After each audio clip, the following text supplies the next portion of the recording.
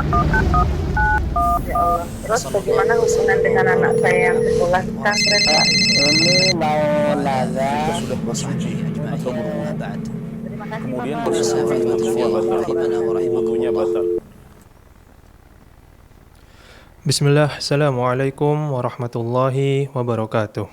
Alhamdulillah, salatu wassalamu ala rasulillah wa ala alihi wa sahbihi wa man walah wa la hawla wa la quwwata illa billah, amma ba'd. Ahlan wa sahlan wa marhaban bikum, pemirsa dan penyimak Fatwa TV dimanapun Anda berada. Alhamdulillah, senang rasanya dapat menyapa Anda semua dalam program acara favorit kita, tentunya live interaktif keimanan, doa dan zikir bersama Ustadz Dr. Muhammad Nur Ihsan MA Hafizahullah Ta'ala, yang mana beliau merupakan salah satu anggota Dewan Fatwa Perhimpunan Al-Irsyad. Salawat serta salam tak lupa kita haturkan kepada Nabi kita Muhammad Sallallahu Alaihi Wasallam dan juga kepada keluarganya, sahabat-sahabatnya, dan orang-orang yang mengikuti beliau dengan baik hingga hari kiamat. Dan Alhamdulillah Ustadz telah membersamai kita di studio. Kita sapa terlebih dahulu. Assalamualaikum Ustadz. Waalaikumsalam warahmatullahi wabarakatuh. Kaifa halukum Ustadz? Bikhair, alhamdulillah, ahlan bikum jami'an. Alhamdulillah. Hayyakumullah. Naam. Siap Ustadz ya untuk menjawab pertanyaan yang akan masuk nantinya Ustadz. Bi'inillah, semoga Allah Subhanahu wa taala berikan kemudahan kepada kita semua dan juga pada para pemirsa ya, untuk bisa menanyakan pertanyaan yang berkualitas gitu ya. Nah, barakallahu fikum. Masya Allah, barakallahu fikum. Ya pemirsa, Alhamdulillah Ustadz dalam keadaan baik dan kita doakan semoga Ustadz-Ustadz kita yang lainnya selalu dalam keadaan sehat dan selalu dalam lindungan Allah Subhanahu wa Ta'ala, agar nantinya dapat senantiasa memberikan faedah ilmu yang bermanfaat bagi kita semua. Amin amin ya rabbal alamin.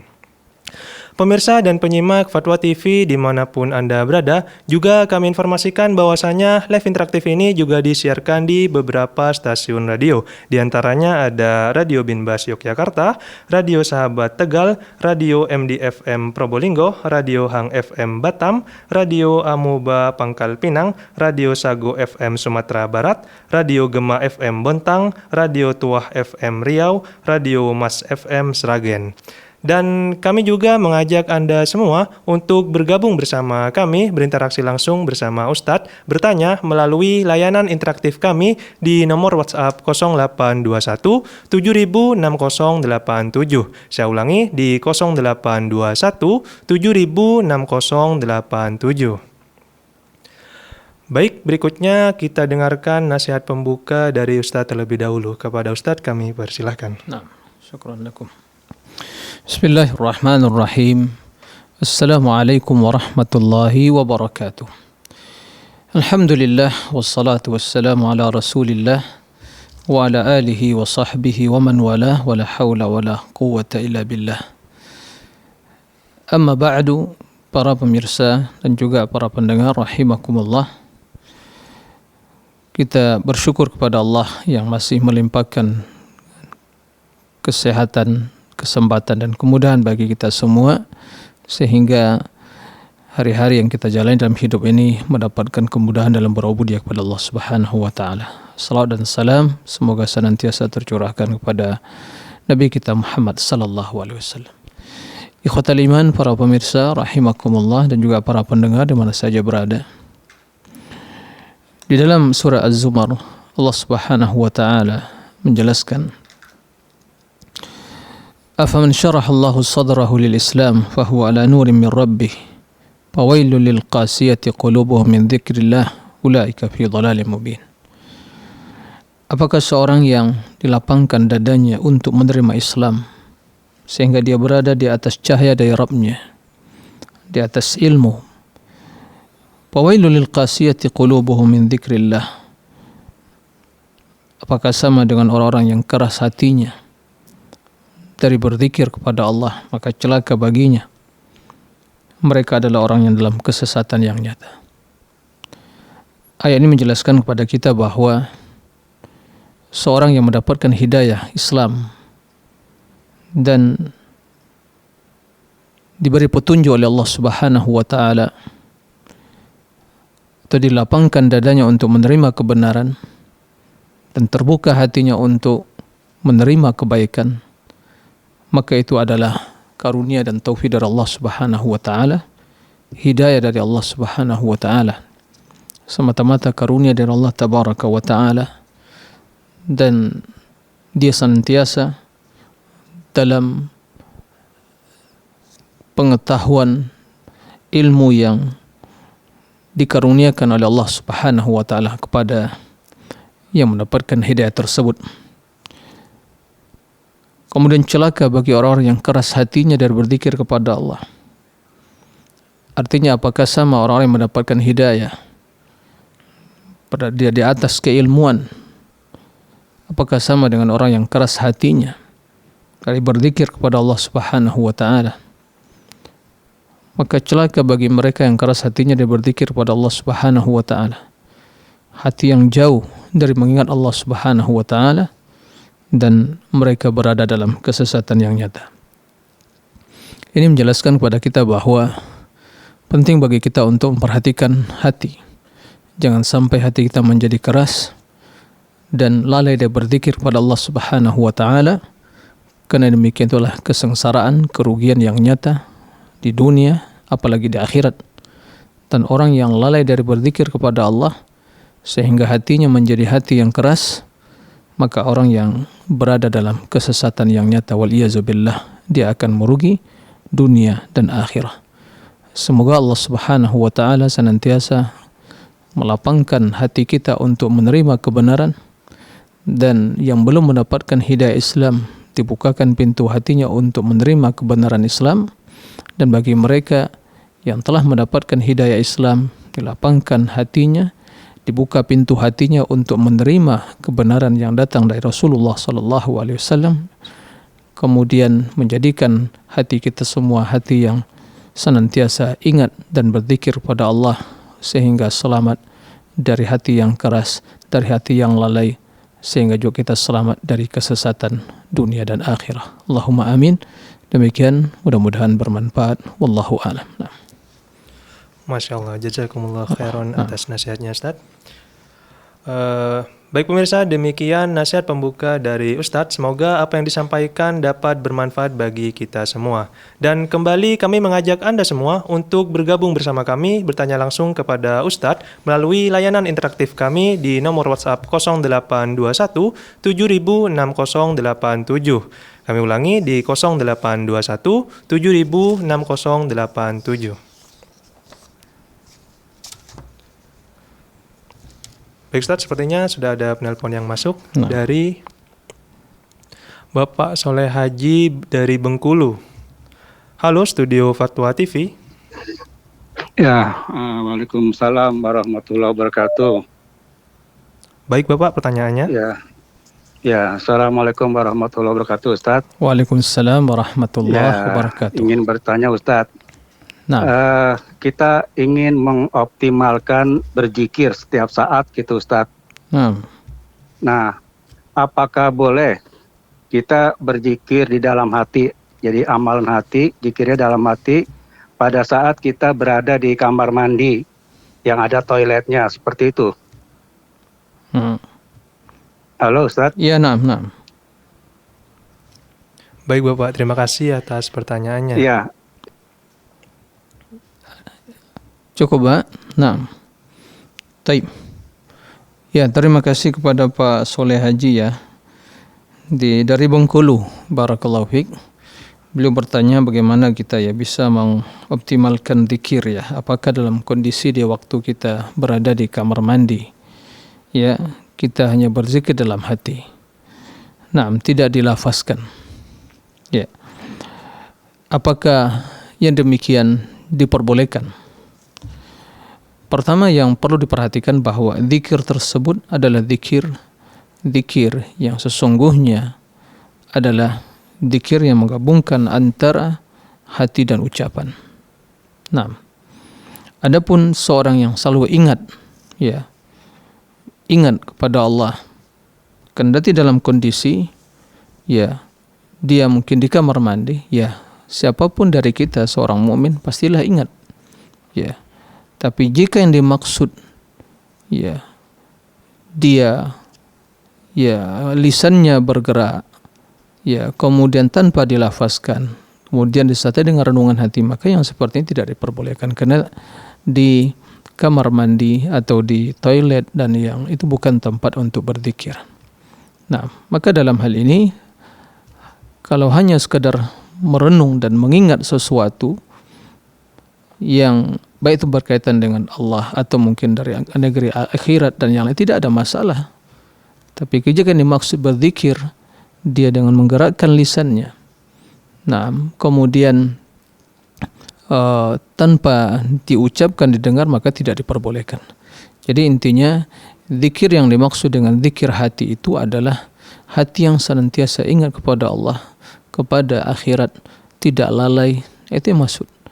Maka sesungguhnya tidak cukup hanya sebatas zikir itu saja. Ya, dia harus diucapkan dengan lisan. Nah, itu yang tidak diperbolehkan. Ya, tidak diperbolehkan bila diucapkan ya dengan lisan di waktu seorang berada di toilet atau kamar mandi atau di tempat yang tidak pantas di sana untuk ya berzikir kepada Allah Subhanahu wa taala. Jadi jawabannya sebatas membayangkan atau ingat itu tidak ada masalah. Nah, tidak ada masalah. Karena hati seorang mukmin bagaimana akan selalu ingat kepada Allah Subhanahu wa taala dalam kondisi manapun. Tapi itu bukan itu yang dimaksud zikir yang dilarang. Ya, oleh karena itu Rasulullah sallallahu alaihi wasallam begitu keluar ya dari toilet atau kamar mandi atau secara toilet setelah qada'il hajah, beliau mengucapkan ghufranak, mohon keampunan kepada Allah Subhanahu wa taala, karena di waktu berada di kamar mandi tersebut atau di toilet tersebut seorang tidak bisa berzikir, maka sedikit ada kelalaian atau kesalahan, tapi itu sungguhnya tidak kesalahan yang tidak sengaja. Kenapa? Memang tempat dan waktu yang tidak diperbolehkan untuk berzikir. Maka beliau mengucapkan ya ghufranak, mohon keampunan ya terhadap ya kelalaian yang seperti itu. Nah, demikian, Allahu a'lam. Jazakumullah khairan atas jawabannya, Ustaz. Baik, pertanyaan berikutnya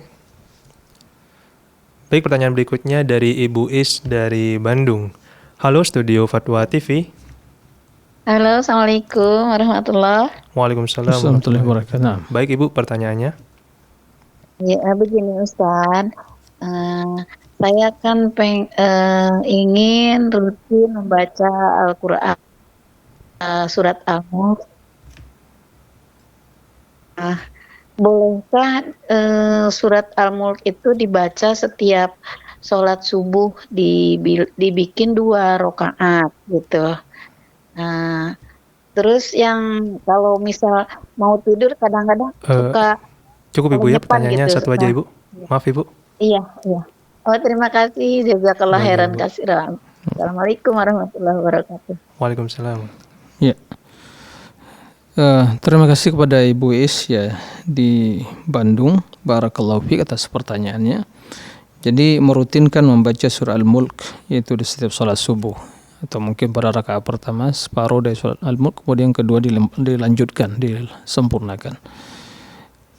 Sekadar membaca tidak ada masalah ya. Tapi kalau merutinkan sesuatu yang tidak dirutinkan oleh Rasulullah SAW, tidak dilakukan oleh Rasul secara rutin, maka ini tentu tidak sesuai dengan sunnah beliau. Nah, tidak sesuai dengan sunnah beliau. Kecuali bila terdapat dalil yang menjelaskan bahwa beliau SAW membaca secara khusus, seperti di pagi ya subuh, ya salat subuh Jumat, hari Jumat, beliau membaca ya itu As-Sajdah dan juga Al-Insan. Kemudian di waktu salat Jumat di rakaat pertama setelah Al-Fatihah beliau membaca Sabbihisma rabbikal a'la, yang kedua Hal ataka hadithul ghashiyah. Atau begitu juga beliau membaca 2 rakaat ya sebelum salat subuh pada rakaat pertama, yaitu Qul ya al-kafirun, pada rakaat kedua setelah Al-Fatihah Qul huwallahu ahad. Nah, ini tidak ada masalah karena Rasul melakukan hanya demikian itu. Adapun surah Al-Mulk ya tidak ada kekhususan, keistimewaan membacanya di waktu subuh ya.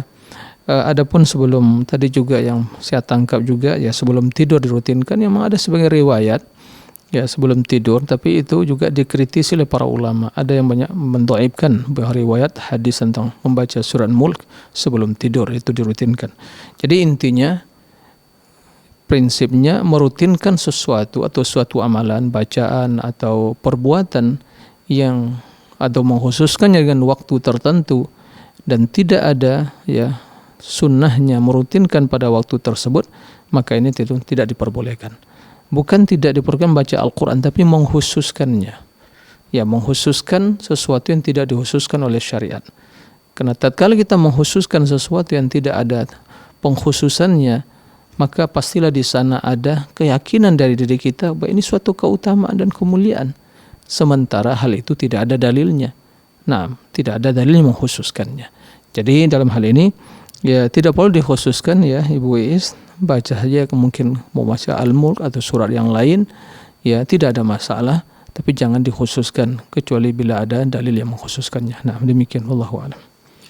Masya Allah, barakallahu fikum Ustaz. Baik, penelpon berikutnya dari Bapak Fajar di Riau. Halo Studio Fatwa TV.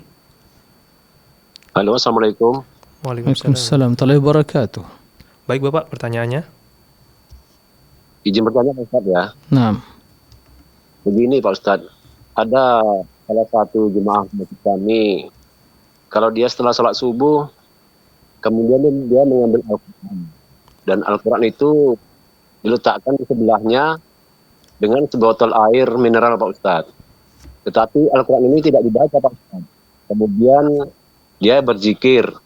Dan ini dirutinkan Pak setiap subuh, setelah sholat subuh gitu Pak. Ini hukumnya bagaimana Pak? Apakah ini termasuk ibadah ataukah ini termasuk yang baru ataupun bid'ah gitu Pak? Sebentar Pak Fajar, tadi air yang mineral tadi taruh di mana? Di sebelahnya juga Pak, di dekat Al-Quran itu Pak. Al-Qur'annya ditaruh di mana? Di sebelahnya, di sebelah dia duduk gitu Pak, di sampingnya gitu. Sama apa? Posisinya sama dengan dia duduk begitu? Iya Pak. Di atas apa? Dia diletakkan di atas rehal ataupun papan lah. Rehal itu kan, cuman rehal itu tidak dipasang, ditidurkan gitu Pak Ustadz. Kemudian air mineralnya taruh di mana? Ditaruh di sebelahnya, di dekat Al-Quran itu Pak Ustadz. Setelah itu apa yang dilakukan lagi? Kemudian dia duduk diam, entah itu berzikir ataupun apa, saya kurang memahami gitu Pak Ustadz. Itu dilakukan terus menerus setiap subuh gitu Pak Ustadz. Itu bagaimana itu Pak Ustadz? Pernahkah Pak Fajar bertanya kepadanya kenapa dia lakukan? Belum pernah Pak Ustadz, saya belum berani. Nanti kalau dia tanya sama saya belum tahu jawabannya kan payah juga gitu Pak Ustadz. Enggak, mungkin perlu juga nanti kalau dia bertanya dengan cara yang baik, kenapa? Kalau itu ada alasan kan bisa diikuti gitu ya, amalan yang baik aja. Tapi terima kasih kepada Pak Fajar ya, kepada ya pertanyaannya. Ya, pertama para ustaz rahimakumullah, semangat yang harus kita bangun dalam hidup ini dalam rangka berubudiyah kepada Allah Subhanahu wa taala, apapun bentuk ibadahnya. Semangat yang harus dibangun sebelum kita beramal. Ya, jadi sebelum beramal, semangat yang harus dibangun adalah bagaimana kita bersungguh-sungguh beramal untuk ya atau sesuai dengan tuntunan Rasulullah. Jadi ini semangat harus dibangun, terus dipupuk. Ya, karena ada ya atau prinsip yang keliru dalam beribadah hanya sekedar ingin ibadah, ingin banyak, ingin beramal. Ini prinsip yang tidak cukup. Ya, tidak sempurna. Betul kita ingin beramal, tapi yang terlebih dari itu sebelum ada niat untuk beramal tadi harus memiliki semangat untuk mengetahui landasan amalan tersebut. Nah, tidak dilakukan Al-Quran adalah syifa. Ya. Tidak dilakukan bahwa Quran adalah kitab petunjuk, hidayah, ya, dan mendatangkan keberkahan. Bila kita mungkin mengambil segelas atau kemudian dibaca Al-Fatihah dan minum, insya Allah bermanfaat. Ya, terlebih kalau air Zam-Zam misalnya, dibacakan Al-Fatihah dengan keyakinan dan keimanan, ya, insya Allah bermanfaat. Atau dibacakan surah-surah Al-Quran, Al-Fatihah dan yang lainnya untuk penyembuhan, bermanfaat. Nah, tapi hanya sekadar meletakkan Al-Quran, kemudian di sampingnya diletakkan air segelas misalnya, dengan keyakinan bahwa itu akan pindah keberkahan tadi, kemudian kita membaca zikir-zikir tertentu ya setelah subuh, ya, maka yang seperti tidak ada tuntunannya. Yang ada tuntunannya adalah membaca zikir di pagi hari. Setelah sholat subuh membaca zikir, ya. Setelah sholat membaca ayat kursi. Kemudian setelah itu la tahlil la ilallah wahdahu la syarika lah lahul mulku wa ala kulli syai'in qadir 10 kali atau 100 kali. Kemudian subhanallah bihamdi 100 kali. Kemudian juga a'udzu kalimatillahi tammat min syarri ma khalaq 100 kali, dan sebelumnya juga baca surat Qul huwallahu ahad 3 kali, Qul a'udzu birabbil falaq 3 kali, Qul a'udzu binnas 3 kali, dan zikir-zikir pagi hari yang sudah dimaklumi dan itu ada ketentuannya. Adapun memiliki wirid khusus di pagi hari, ya, dengan berbagai media yang diletakkan di samping atau di hadapan seseorang, maka perlu diketahui apa alasannya, kenapa dilakukan. Nah, jika tidak ada landasannya, bukan zikir pagi petang yang dibaca, maka ini jelas amalan yang mengada-ngada. Ya, amalan yang mengada-ngada. Amalan tidak ada tuntunannya, maka jangan dilakukan. Itu termasuk pada man amila amalan laisa alaihi amruna fahuwa raddun. Barang siapa yang melakukan suatu amalan tidak ada landasan dari kami, perintahnya dari kami, ya, maka itu tertolak. Oleh karena itu, ya, ada baiknya juga ya Fajar itu bertanya kenapa dilakukan. Kalau memang itu suatu kebenaran, ya diikuti. Tapi kalau hanya sebuah tradisi dan kebiasaan atau perasaan atau kebiasaan dia, kemudian dia merasakan ya sedikit atau mungkin suatu hal yang positif bagi kehidupan dia, perasaannya, nah ini tidak cukup, perasaan tidak cukup. Ya, seorang merasakan oh dia begini atau merasakan efeknya, ya, kemudian ternyata tidak ada landasannya dan tuntunannya, nggak cukup. Perasaan nggak bisa dijadikan sebagai dalil, kebiasaan tidak bisa dijadikan sebagai dalil, perasaan tidak bisa dijadikan sebagai aturan atau syariat di dalam beramal.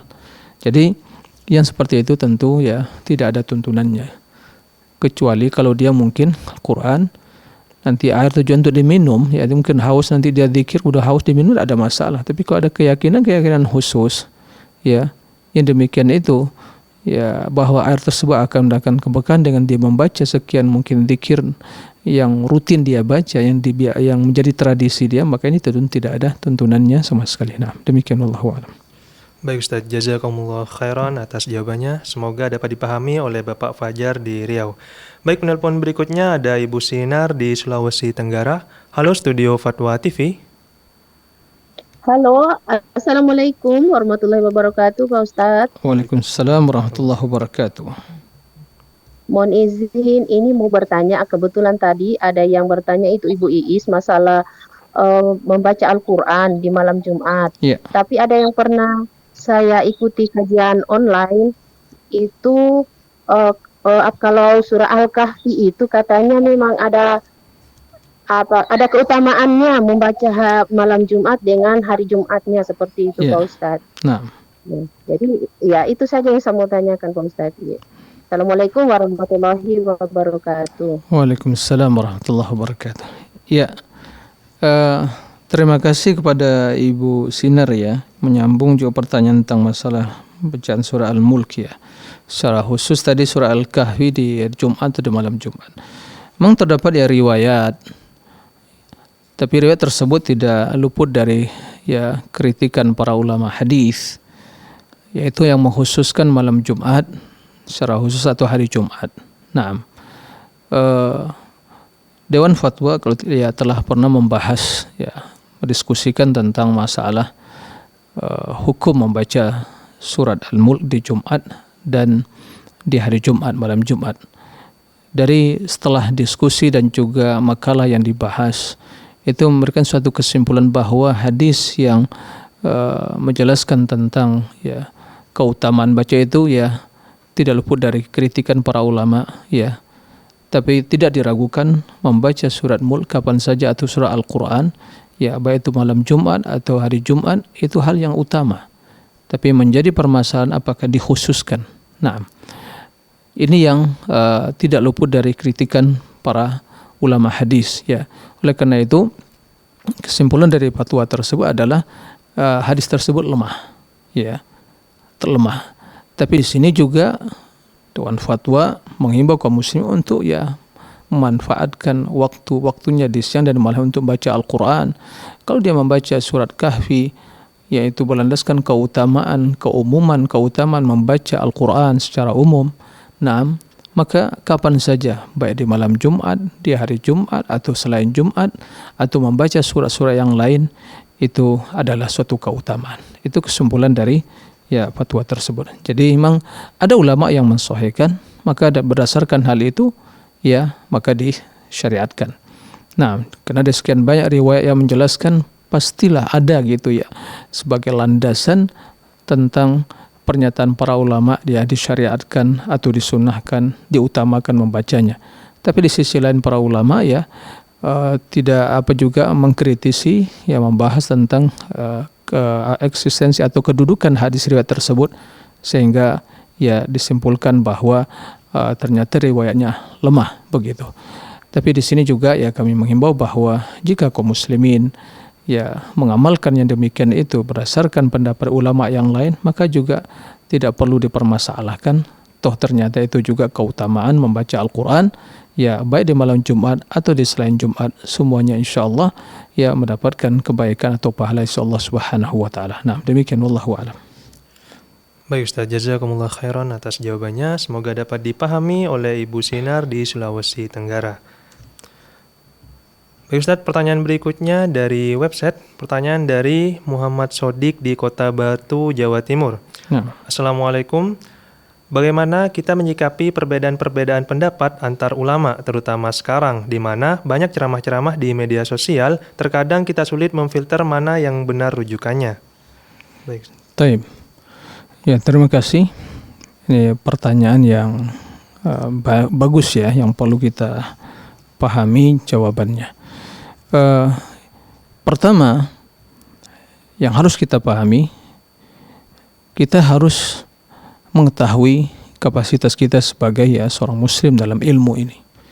Jika kita bukan penuntut ilmu, ya kita orang yang mungkin ya spesialisasi kita bukanlah ilmu agama dan sangat minim dalam ilmu agama, maka dalam hal ini jika itu permasalahan yang khilafiyah, masalah ya ijtihadiyah di kalangan para ulama dalam permasalahan fikih, maka kita mengikuti ulama yang kita yakini ya keistiqomahannya, kesolehannya dan komitmennya untuk berpegang teguh dengan sunnah dan fatwa atau pendapat yang disampaikan ditopang dengan dalil-dalil yang kuat. Nah, kesungguhannya dalam mengikuti kebenaran, bukan hanya mengikuti hawa nafsu atau bukan hanya sebagai ya untuk melegitimasi pendapat atau suatu kebiasaan yang berkembang di masyarakat, kemudian mencari-cari ya dalil untuk menopang pendapat tersebut atau kebiasaan tersebut, bukan demikian. Jadi maka dalam hal ini kita mengikuti para ulama yang ya atau seorang ustaz yang telah diketahui ya, telah dimaklumi bagaimana komitmen dia dalam memegang sunnah atau berjuang untuk berpegang teguh dengan sunnah. Taib. Adapun dalam perkara-perkara yang di sana khilaf tentang masalah akidah, pemahaman, maka keyakinan, maka tentu dalam hal ini kita harus berpegang teguh dengan pendapatnya ulama ahli sunnah, karena itulah yang benar dalam permasalahan akidah tadi. Adapun jika seorang talibul ilmi, penuntut ilmu, dia belajar mengetahui bagaimana prinsip-prinsip dalam ya menyikapi perbedaan para ulama, dia bisa mengetahui dalilnya dan membacanya dan membandingkan, maka dalam hal ini dia membaca ya, dia nilai pendapat tersebut sesuai dengan kaidah-kaidah ilmu tadi. Dia tidak boleh muqallid. Nah, begitu. Akan tapi pesanannya kepada kita semua, jika kita yang pemula dalam belajar dan kita ingin betul-betul ingin selamat mengikuti sunnah, maka hendaklah kita waspada dan selektif dalam mencari guru, tidak ya sembarang guru yang diikuti, karena sebagaimana disampaikan tadi, sungguh sangat dimudahkan sekarang ini media untuk mendapatkan ilmu atau mendengar sebuah pendapat maka jika kita tidak memiliki kematangan dalam berilmu tadi, maka akan jadi bingung. Nah, daripada bingung seperti itu, ikuti saja para ulama atau orang-orang, para dai, para ustaz yang telah jelas pemahamannya, akidahnya, tidak yang macam-macam dalam penyampaian ilmunya, hanya qala Allah, qala Rasul, dan berusaha mengikuti para ulama salaful ummah dari kalangan madhab mana saja. Yang jelas semangatnya adalah bagaimana kembali kepada sunnah Rasul sallallahu alaihi wasallam. Nah, demikian, wallahu a'lam. Jazakumullah khairan atas jawabannya Ustaz. Semoga dapat dipahami oleh Bapak Sodik di Kota Batu. Dan pertanyaan berikutnya dari Bapak Sulaiman di Kota Batu, Jawa Timur. Rukun Islam itu ada 6. Kenapa yang disebutkan di Al-Quran selalu 2 saja, yaitu beriman kepada Allah dan yaumil akhir? Ya, terima kasih. Ya, prinsip dasar utama rukun Islam adalah, atau rukun iman adalah 6. Dan pertanyaan tadi, kenapa yang hanya disebutkan 2 rukun seiman kepada Allah dan yaumil akhir? Tidak demikian. Bahkan disebutkan juga 5 rukun secara bersamaan. Kemudian 1 rukun yaitu iman kepada takdir terpisah. Ya amanar rasul bima unzila ilaihi min rabbi wal mu'min kullun amana billah wa malaikati wa kutubi wa rusuli la nufarriqu baina ahadin min rusuli. Nah, jadi disebutkan laisal birra an tuwallu wujuhakum qibala al-masyriq wal walakinal birra man amana billahi wal yawmil akhir. Naam, wal kitabi wan nabiyyin. Jadi disebutkan di situ. Naam. Jadi bukan hanya 2 saja disebutkan secara bersamaan. Kemudian di dalam hadis Jibril jelas sekali disebutkan semua secara kolektif yaitu tatkala Rasul ditanya tentang iman, akhbirni anil iman, wahai Muhammad, akhbirni anil iman, kabarkan kepadaku tentang iman. Rasul sallallahu alaihi wasallam menjawab, al-iman an tu'mina billah wa malaikatihi wa kutubihi wa rusulihi wal yawmil akhir wa an tu'mina bil qadar khairi wa syarri. Kemudian tentang masalah iman dengan takdir terdapat dalam Al-Quran dalam ayat yang terpisah, inna kulla syai'in khalaqnahu biqadar. Naam, inna kulla syai'in khalaqnahu biqadar. Jadi tidak ada masalah dalam hal ini, dan kita dalam memahami perkara agama secara akidah secara khusus harus menggabungkan dalil-dalil yang tertera dalam Al-Quran dan hadis. Tidak bisa dipahami dari satu potongan hadis atau ayat, maka yang demikian tentu akan membawa kepada pemahaman yang keliru dalam memahami prinsip-prinsip agama. Nah, demikian, wallahu a'lam. Baik Ustaz, jazakumullah khairan atas jawabannya. Semoga dapat dipahami oleh Bapak Sulaiman di Kota Batu. Dan pemirsa dan penyimak Fatwa TV dimanapun Anda berada, kembali kami mengajak Anda semua untuk bertanya langsung kepada Ustadz melalui layanan interaktif kami di nomor WhatsApp 0821 706087. Kami ulangi di 0821 706087. Baik Ustadz, pertanyaan berikutnya dari Vicky Hidayat di Kota Batu, Jawa Timur. Assalamualaikum Ustadz. Mau menanyakan apa yang dimaksud dengan murji'ah. Ya, terima kasih. Ini juga dari pertanyaan jamaah di Jawa Timur di Kota Batu. Tapi apa yang dimaksud dengan murji'ah? Murji'ah ini adalah salah satu sekte yang muncul dalam Islam yang menyimpang dalam memahami eksistensi keimanan. Jadi memahami hakikat keimanan. Ahli sunnah wal jamaah mengatakan bahwa keimanan tersebut mencakup 3 dimensi. Yang pertama adalah keyakinan, kemudian yang kedua adalah ucapan, dan yang ketiga adalah perbuatan. Jadi ada amalan hati, amalan lisan, dan amalan anggota badan. Itulah keimanan. Kemudian muncul sekte kelompok yang mengatakan keimanan itu hanya keyakinan saja. Ada yang mengatakan juga keyakinan dan juga ucapan, perkataan. Sementara amalan yang kita lakukan itu tidak bagian dari keimanan. Jadi mereka mengeluarkan amalan dari hakikat keimanan, dari definisi iman. Nah, itulah mereka kaum murji'ah yang diambil dari kata arja'ah. Jadi mengakhirkan atau mengeluarkan, dinamakan murji'ah karena mereka mengatakan bahwa amalan ya bukan bagian dari iman. Dan ini jelas pernyataan atau akidah yang batil, karena ayat-ayat Al-Quran dan hadis menjelaskan bahwa amalan itu adalah bagian dari iman. Di antaranya ya Rasul menjelaskan tentang hadis syu'abil iman. Al-iman bid'un wa sab'una syu'bah, a'laha qawlu la ilaha illallah wa adnaha imatatul adha anit tariq wal haya'u syu'batu minal iman. Iman itu ada 73 lebih ya cabangnya. Yang tertinggi adalah la ilaha illallah, dan yang terendah adalah menghilangkan atau menyingkirkan gangguan dari jalan, dan sifat malu itu merupakan bagian dari atau salah satu cabang keimanan. Jadi Rasul menjelaskan ya bahwa iman itu amalan kita, bagian dari solat kita. Allah mengatakan dalam Al-Quran, wa ma kana Allahu liyudhi'a imanakum innallaha bin-nasi laraufur rahim. Allah tidak akan menyia-nyiakan salatakum atau imanakum. Imanakum di sini maksudnya salatakum, yaitu tatkala kaum muslimin sebelum perpindahan kiblat ke Ka'bah Mekah, mereka menghadap salat ke Baitul Maqdis. Begitu mereka sebagian telah meninggal dan turun ayat, para sahabat bertanya bagaimana dengan saudara-saudara kami yang mereka solatnya ya menghadap Baitul Maqdis, apakah diterima? Maka Allah mengatakan wa makana Allahu liyudhi'a imanakum, Allah tidak akan menyia-nyiakan amalan kalian, solat kalian, iman kalian. Dan masih banyak yang lain.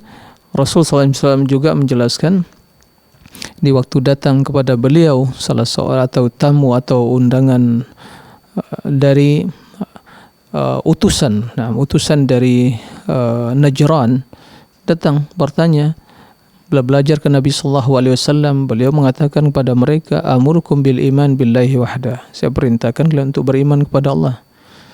Kemudian Rasul bertanya, atadruna mal iman billah, apa kalian mengetahui iman itu? Apa hakikat keimanan tersebut? Rasul menjawab, mereka menjawab, kami tidak mengetahui, Allah dan Rasulnya yang lebih mengetahui.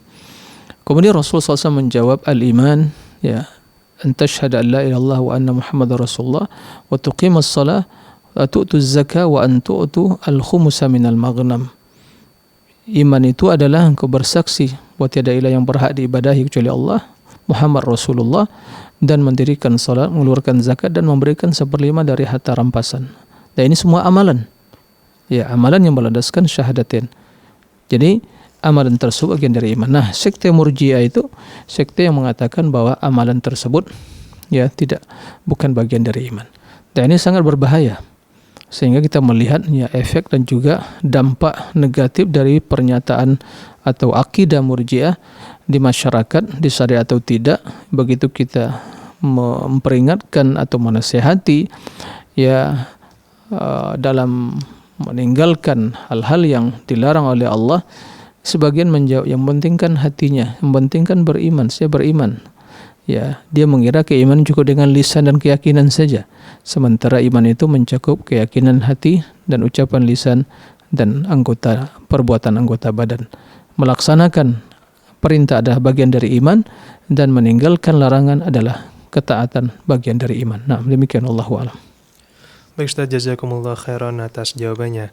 Dan kembali kami mengajak pemirsa dan penyimak Fatwa TV dimanapun Anda berada untuk bertanya langsung kepada Ustadz melalui layanan interaktif kami di nomor WhatsApp 0821 706087. Kami ulangi di 0821 706087. Baik Ustadz, pertanyaan berikutnya dari Ummu Taruna di Kota Batu juga. Assalamualaikum Ustadz. Bagaimana cara umat Islam dapat mempromosikan toleransi dan keberagaman sesuai dengan prinsip-prinsip Islam yang sesuai Al-Quran dan As-Sunnah, Ustaz? Barakallahu fikum. Ya, Islam agama yang telah sempurna dalam segala hal. Baik hablum minallah wa hablum minan nas, hubungan kepada Allah, hubungan sama manusia baik sama muslim atau dengan non-muslim. Islam telah sempurna, telah mengatur semuanya. Ya. Dan Islam memiliki prinsip-prinsip yang tentunya merupakan keyakinan dan akidah yang dalam hal ini ya tentu tidak ada apa yang dinamakan dengan toleransi. Ya. Toleransi itu dalam perkara-perkara ya dalam kemaslahatan dunia, dalam urusan dunia. Ya. Adapun dalam urusan akidah, urusan agama, ya tidak ada toleransi. Kita meyakini bahwa itulah akidah kita, bahwa yang benar di sisi Allah Islam. Selain dari ajaran Islam, Allah telah menyatakan itu adalah kebatilan. Inna dina indallah al-Islam. Hanya agama yang diterima di sisi Allah adalah Islam. Agama yang diridhai Allah Subhanahu wa Islam. Sehingga wa may yabtaghi ghairal islami dinan falan yuqbala min wa huwa fil akhirati minal khasirin. Yang mencari agama selain Islam tidak diterima oleh Allah Subhanahu wa taala. Nah, kemudian Rasul SAW menjelaskan, lakum dinukum waliyadin.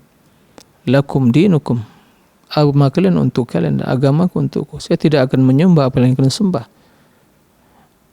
Dan dalam berakidah, ya, dan kita yakin bahwa innal ladzina kafaru min ahli alkitabi wal musyrikina fi nari jahannam khalidina fiha. Orang musyrikin, orang kafirin, tempat neraka jahannam, kekal dalamnya. Ini ayat Allah Subhanahu wa taala. Maka tidak ada namanya toleransi dalam mengibadati selain Allah. Yang satu patung berhala, yang satu ya manusia atau nabi atau siapa orang soleh, yang satu yang enggak jelas ya jin, syaitan dan yang lainnya. Kemudian kita toleransi, ya ikut ya bertoleransi datang ke tempat-tempat peridatan mereka, datang waktu hari-hari besar mereka, raya mereka, ucapkan selamat bagi mereka. Selamat atas apa? Selamat atas kekufuran, selamat atas ya kebatilan, kesesatan. Ini tidak ada toleransi dalam hal ini. Ya. Dan tatkala kita mengatakan tidak ada toleransi dalam urusan akidah dan juga dalam urusan ya syiar dan simbol-simbol Islam, bukan berarti kita ya melakukan kezoliman, menzolimi mereka, tidak.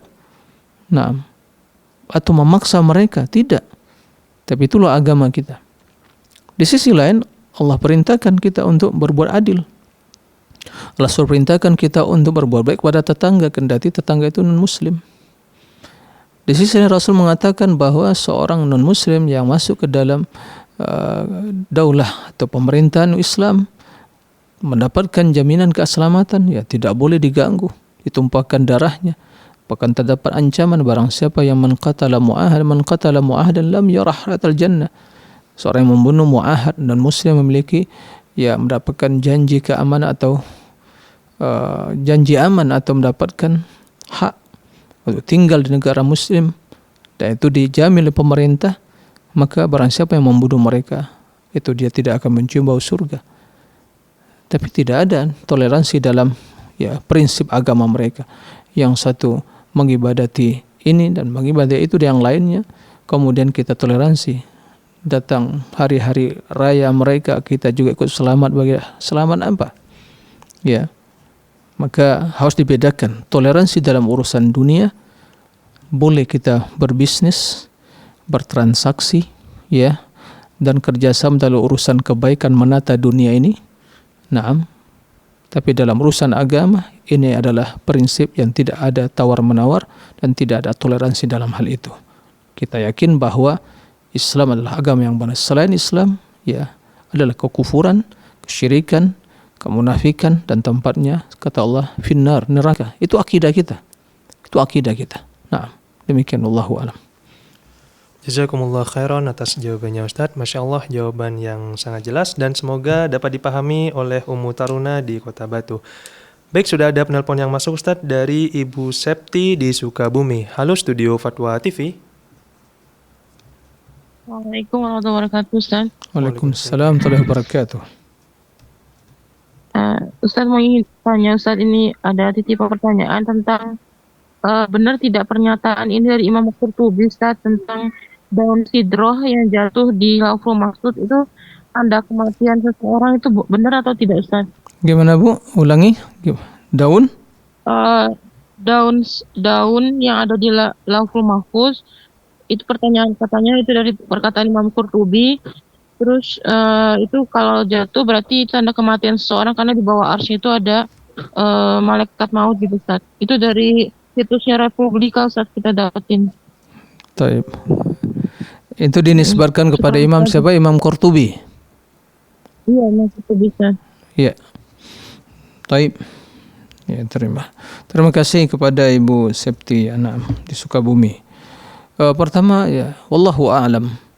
Tapi apakah benar itu pernyataan Imam Al-Qurtubi bahwa daun sidrah ya bila jatuh dari mahfud itu berarti pertanda kematian seorang, kemudian ya apa yang disampaikan tadi wallahu a'lam. Ini perkara yang gaib.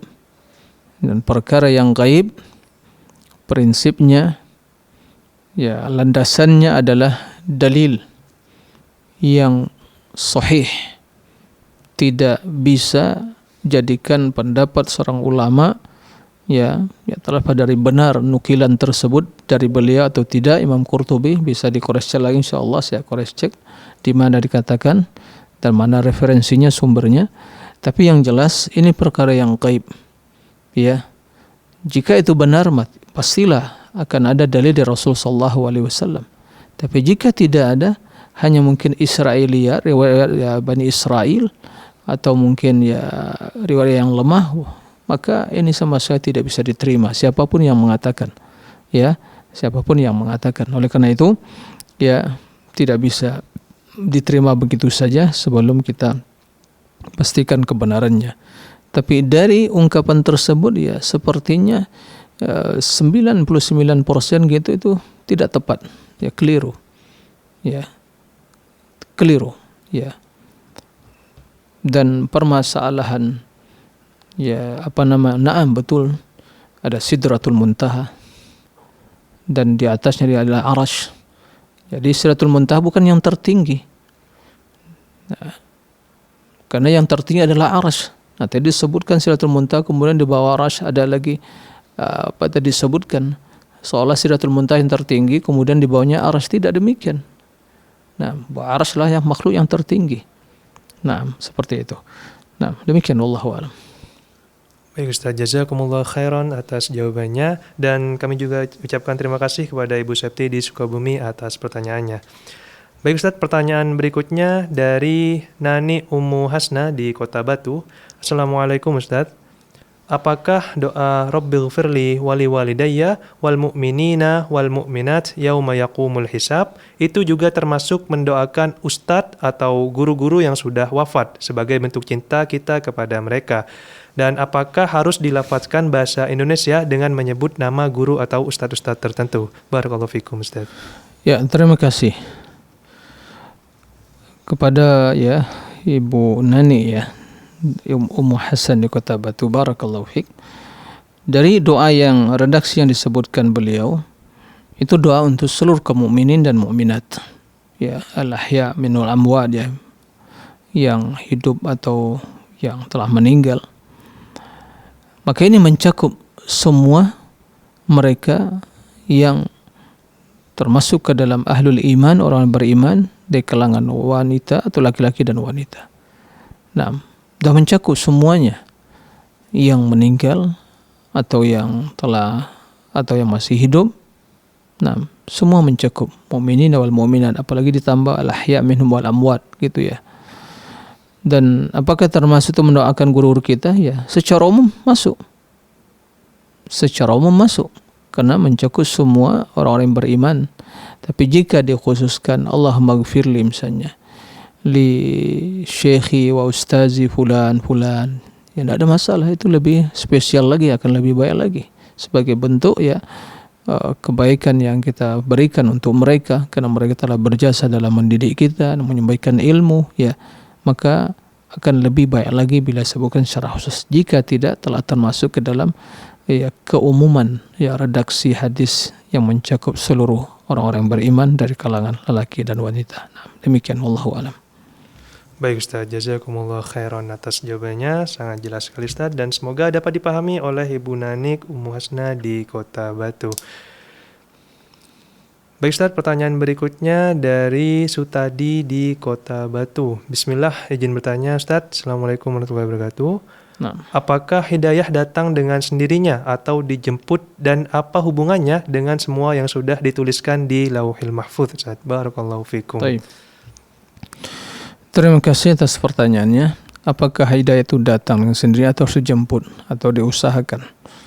Ya, pertama yang wajib kita yakini, yang wajib diimani diyakini akidah ahli sunnah wal jamaah, bahwa semua yang berkaitan dengan takdir dan ketentuan makhluk ciptaan Allah, manusia dan yang lainnya, itu semua telah ditentukan oleh Allah Subhanahu wa taala.